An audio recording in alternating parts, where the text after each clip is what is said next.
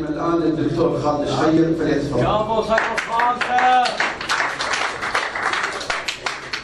بسم الله الرحمن الرحيم والحمد لله رب العالمين والصلاة والسلام على أشرف المرسلين. أما بعد أحييكم بتحية الإسلام وخالد السلام عليكم ورحمة الله وبركاته. في البداية أنا لا أريد أن أطيل بعد أن يتحدث الأخوة بإسهاب في هذا الموضوع. أنا رسالتي لشباب البراك والمعارضة بشكل عام. الكل يعلم أن هناك طريقين، طريق السلطة وطريق المعارضة والدفاع عن المكتسبات السورية. طريق السلطة كل الشعب الكويتي يعرفونها ويعرفون الجهارة والتطبيق وغيره. وطريق الحق اللي سلكه أبناء الكويت الوطنيين. طريق السلطة مفروش بالورود، وطريق المعارضة مفروش بالشوك. لذلك إذا كان هناك رسالة نوجهها لإخواننا في المعتقل ولشباب البراك إن إحنا ما سلكنا هذا الطريق إلا نعلم أن هناك ثمن يجب أن ندفعه. نعم هناك ثمن، ومعارضتنا ليست ثروة. ما خرجنا من أجل ثروة، إننا خرجنا للإصلاح. لذلك نحن على استعداد أن ندفع ثمن. ليش ما يعملون الصوت؟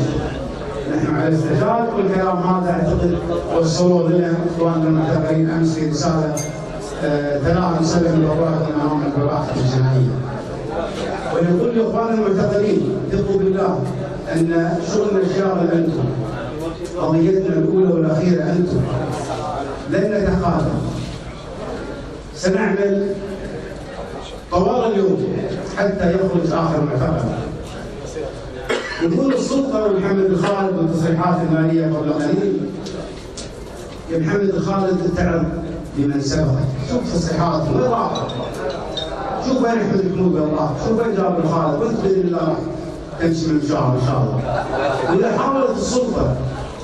حاولت السلطة بأي شكل من الأشكال أن تعتقد بالشباب وأن تمنع التجمعات المتضامنة، احنا نقول لهم نعم عندكم البطش تبطشون مثل ما قلت وحدة الطرباس وغيرها من شباب البراك، لكن لازم تعرفون ان الظالم، ان المظلوم له دعوة مستجابة. ان المظلوم له دعوة مستجابة. الله سبحانه وتعالى أخبرنا وقال في محكم التنزيل وعزتي وجلالي لأنصرنك ولو بعد حين. هذا اللي قاعد يصير ما يرضى لا الله ورسوله. لكن بالنسبة للبراك نحن مستمرين، والله لو تسوون ما تسوون. راح ننزل في مسيرات وراح نقيم الندوات ومستمرين حتى نسقط المتآمرين الحقيقيين.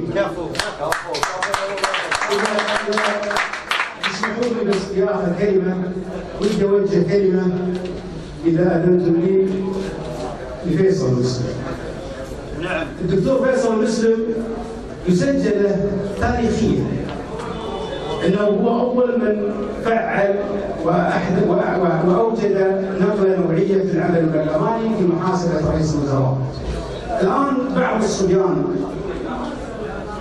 قاعد يتطاولون على هذا الشخص، وانا منسحب يعني اذكر ابيات عبد الرحمن من اسماء الشاعر الكبير قالها اراها مناسبه لفيصل المسلم في هذا الوقت. اقول سري الشجاع الذي ما خانه مكر، ولا يغرنك الشداد والرجل، سر لا تخف من لئيم في مكائده فما عوى الكلب الا وكما الحجر.